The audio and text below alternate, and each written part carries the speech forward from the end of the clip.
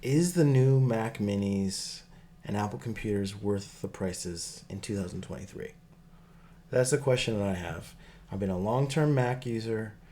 I personally really enjoyed the Mac Mini form factor, but I've owned iMacs, I've owned Apple laptops, I've owned Apple Watches, Apple TVs. I even had iPods back in the day. I have AirPods, so I'm very familiar with the Apple ecosystem. I even had an iPad Pro 12.9 inch. So I come to this from Apple, someone who's been happy with Apple for many years, but recently with the Apple switch from into their M1 and M2 architecture, I've been extremely frustrated with their pricing structures. Um, I think that there's a huge problem with these M1, M2, M3 chips, which is that they have zero upgradability. Whatever amount of memory you buy, if you buy 8 gigs of memory when you buy the computer, or if you buy 256 gigs of memory storage when you buy the computer, that is what you have for the life of the computer. If you ever decide that or recognize that actually you need more than 8 gigs of memory, you now have a paperweight. And I'm personally disgusted by it. I'm personally frustrated that Apple would even sell a computer that starts with only 8 gigs of memory. In my personal opinion, we should be starting at 32 gigs of memory by this point.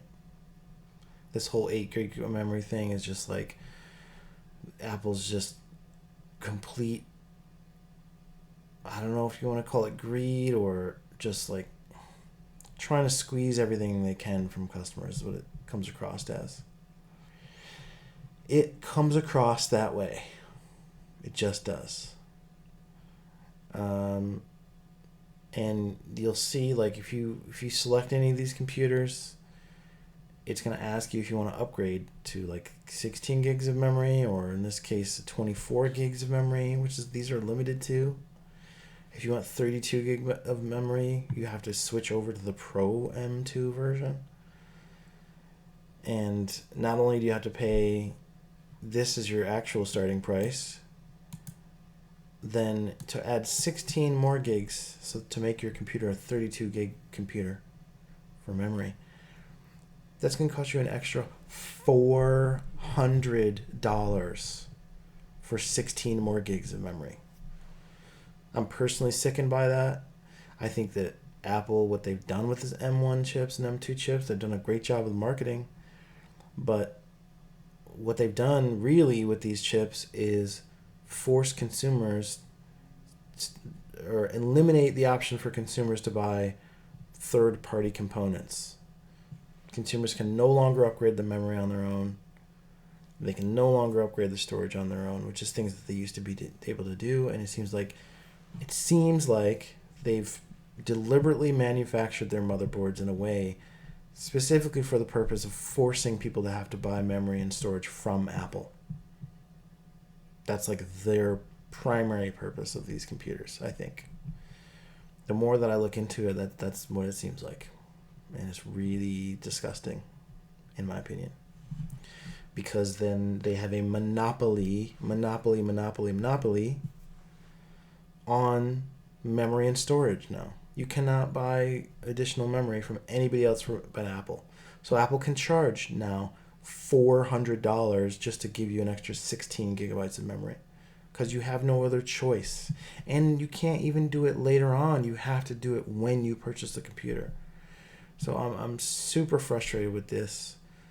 I've used Macs for as long as I can remember, pretty much at this point.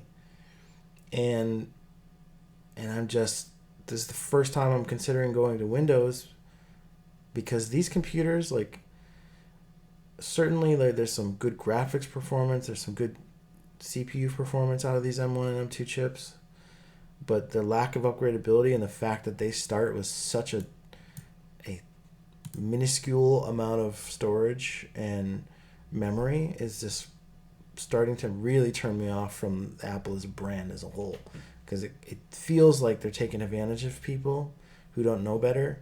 Because if you start out with this type of computer and you're like, oh great, I got a good deal on a computer, and you don't realize that like maybe later on, maybe it works fine for you like as a super casual user in the beginning, but everything needs more memory like as time goes by, generally speaking. You know, your browser as it gets upgraded is going to require more memory. You know, the operating system is going to require more memory and storage, right? For all these things, as you download apps, as you start having more applications, as you start using your computer, you're going to quickly run out of memory, and you can also cap out you can quickly run out of storage and also cap out your memory fairly quickly if you're using, depending on what programs you're using. And maybe you don't need one of those programs in the beginning, but maybe down the road you like, oh, I actually need to download this program, and you start to realize like, why is this program so slow when this computer's so supposedly so fast? Well, because you have some bottlenecks here. So anyway, I'm really disheartened with this whole process.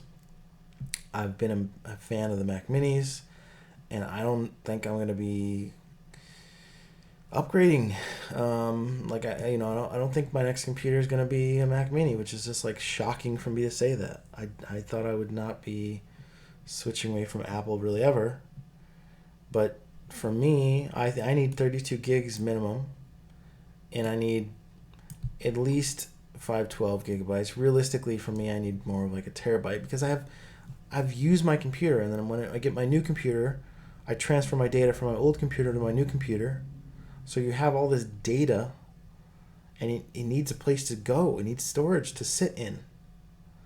So this price, add $400 for my 32 gigs, right? And then upgrading from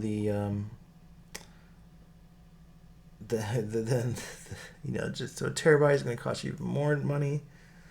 So it's frustrating. So I've started to look at alternatives, and one of the alternatives I looked at was this Intel NUC, which seems like a similar form factor, but this seems to be something that's sold more of like business to business as opposed to consumers, because they have these just seemingly complicated product names.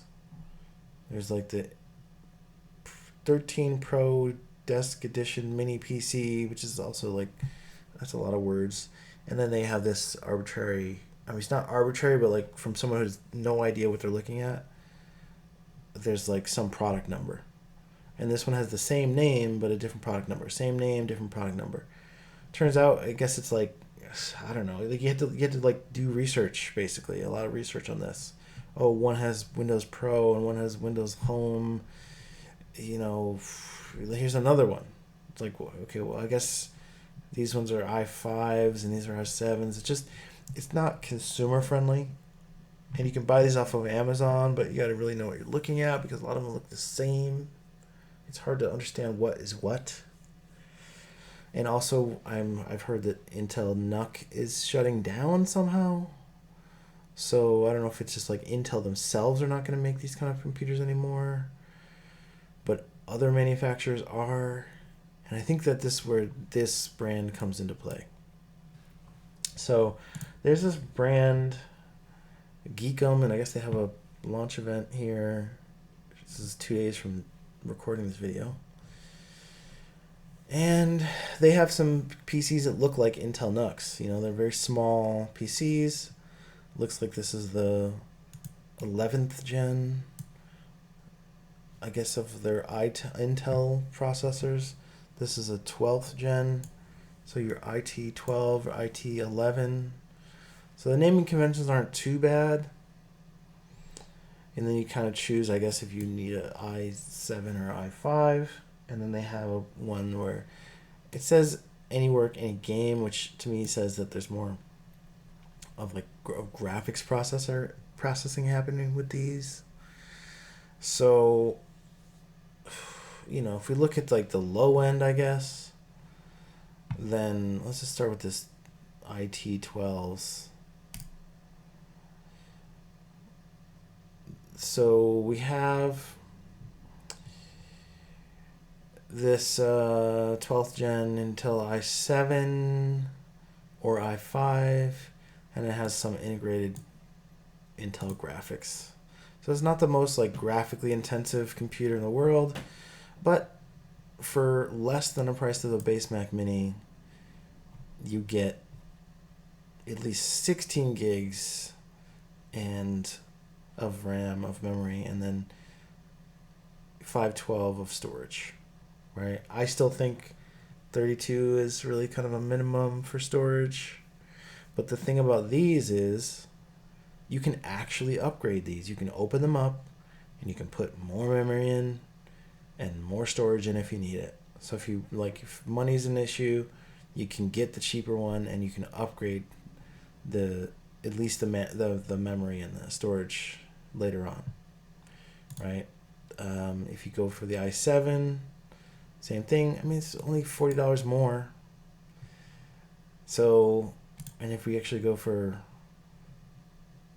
this is the i12, so I guess, you get your 32 gigs and your 1 terabyte, so you don't really have to worry about upgradability nearly as much.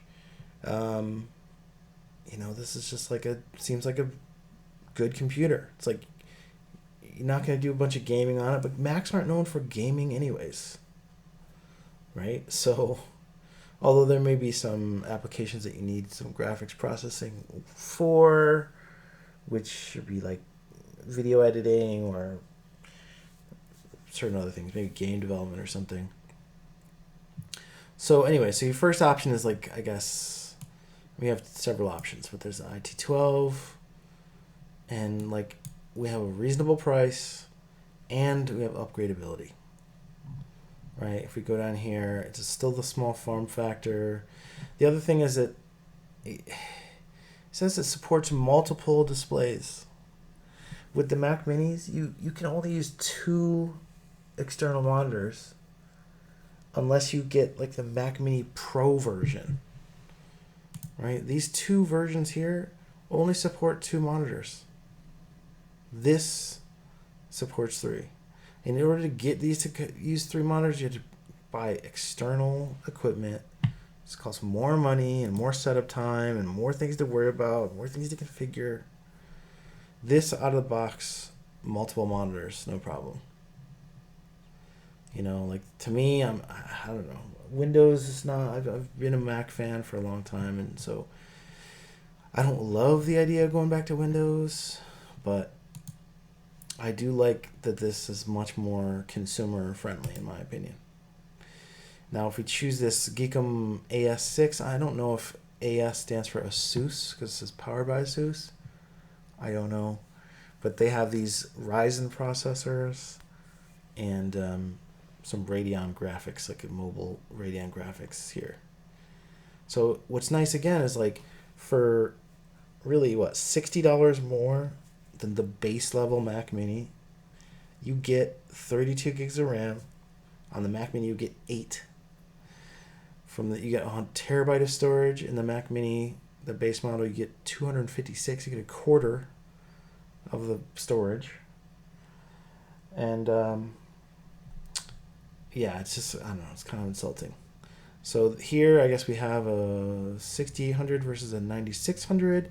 So this is the processor, this Ryzen processor, which I would assume, for me personally, I would probably go with the higher level one. I don't know if the processors themselves are upgradable. If you could upgrade from the 6800 to the 6900. I don't know. I don't think that's the case. I don't really know about the upgradability in terms of the processor itself. Maybe someone can explain that.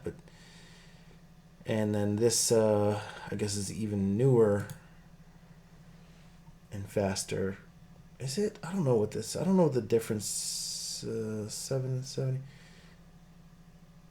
I'm not sure of the difference here because it's a little strange. The price goes down from here, so I don't know. That part's a little confusing. I would have to ask someone about that. But these ones have the smaller form factor.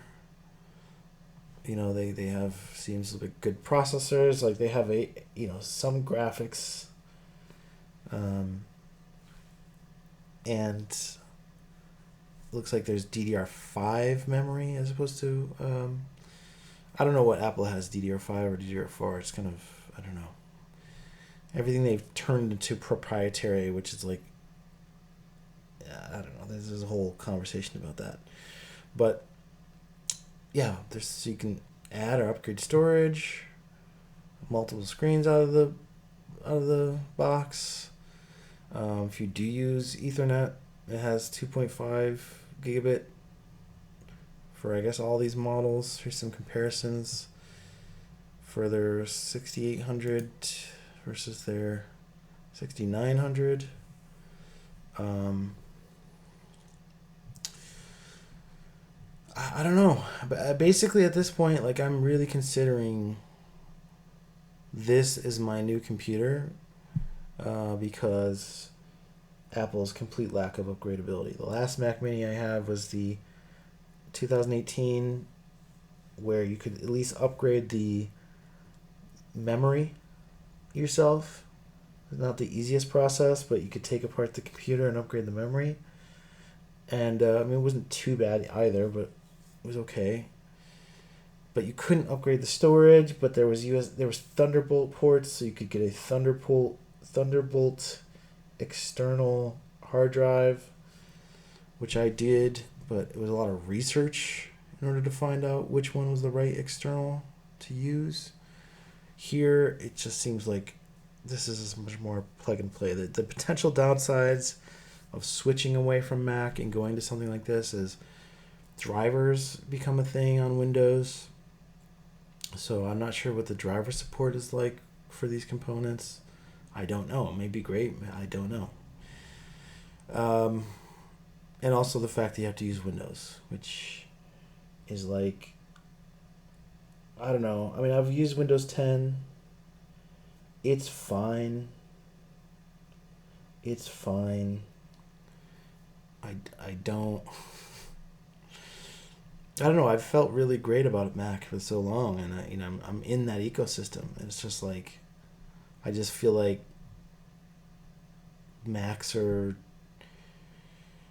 they're just finding ways to make it more and more and more expensive. And now, like, the main point of this whole thing is like, they used to make computers where, like, if you were someone who wanted to spend less money or had less money to spend, you could at least buy the base level model and you could upgrade it later. And that allowed a lot of people to get into Apple computers and have a good experience because they were able to afford to get their foot in the door, and they upgraded when they could later on.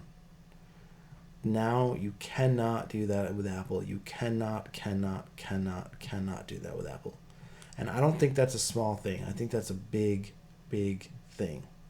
So if Apple doesn't start being a little more generous with their base level storage and base level memory on their computers, I think it's going to cause more and more like bad will with the brand.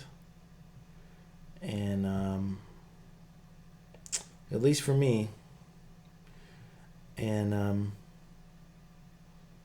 it just appears that, like, I've seen teardown videos where highly skilled people actually took apart Mac Minis and upgraded their storage, which requires like soldering and all these special tools.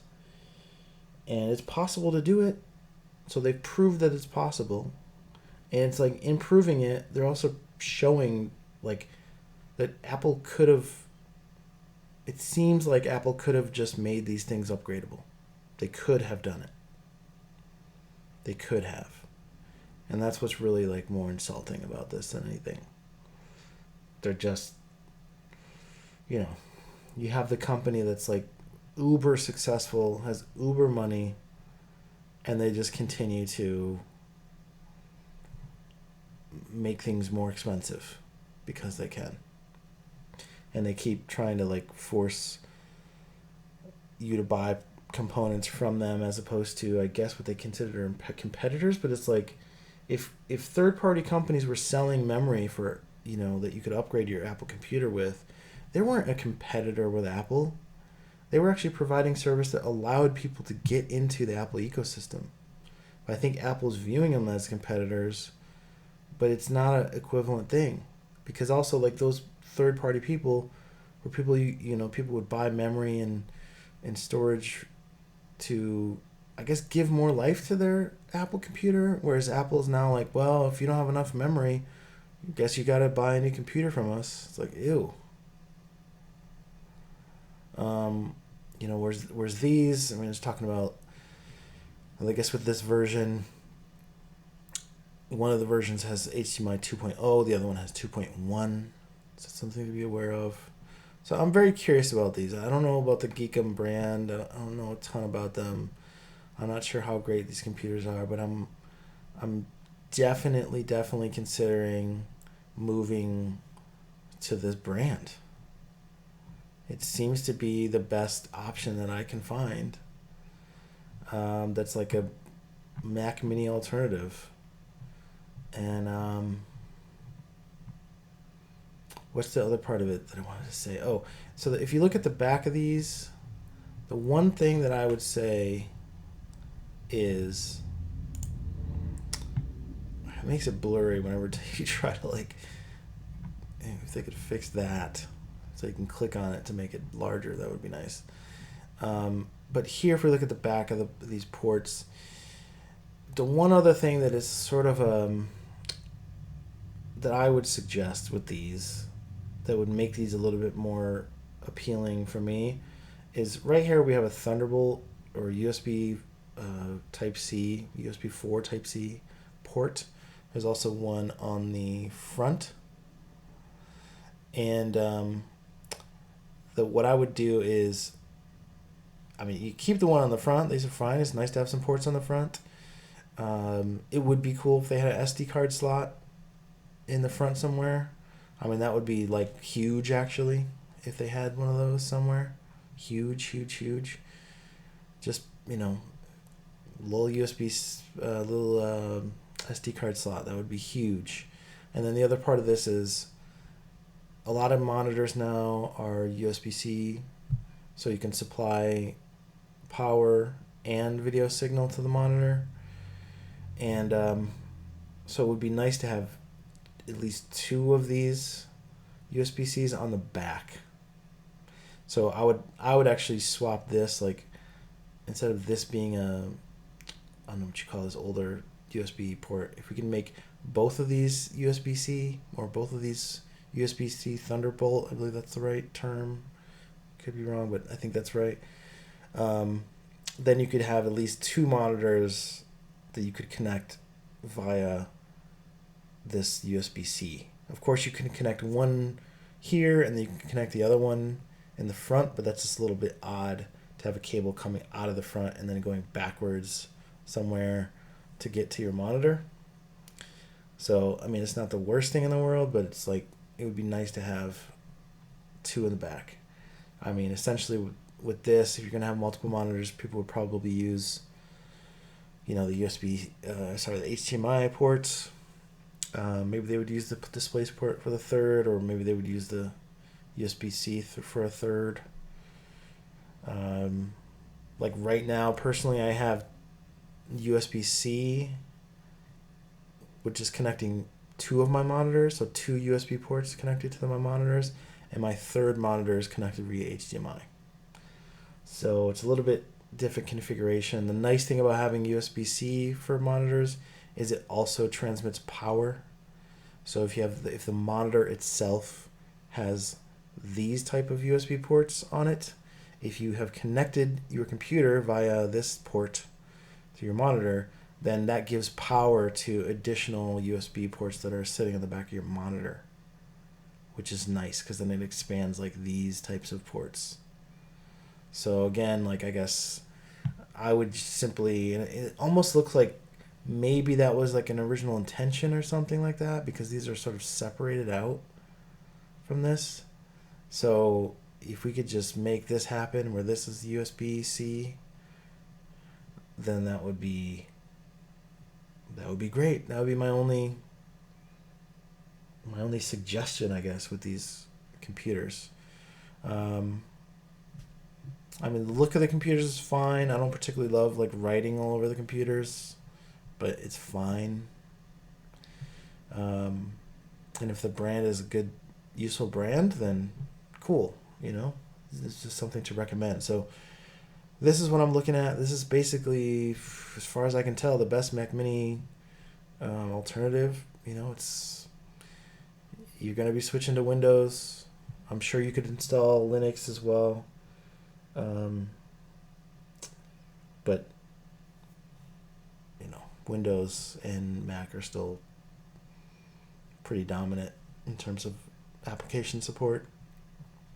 So that's it. That's all I have on this video. I'm just really frustrated with Apple at the moment as a Mac Mini user. I don't feel comfortable spending $2,000 on a Mac Mini, where in the past I've been able to spend maybe $7.99, I think, on a Mac Mini, and then I was able to upgrade some of the components by myself later on. So this is where we're at. To me, if M1s and M2s and M3s, if they're going to come out at some point, they're only as good as the bottlenecks. And if the bottlenecks are the memory and the storage, then that becomes like what Apple is known for. You're only fast as your slowest component or your biggest bottleneck. And they need to free up those stupid bottlenecks. Otherwise, I don't know, not great in my opinion. So that's it for now. Let me know what you think. And if you have any other alternatives to the Mac Mini or thoughts on this, thanks.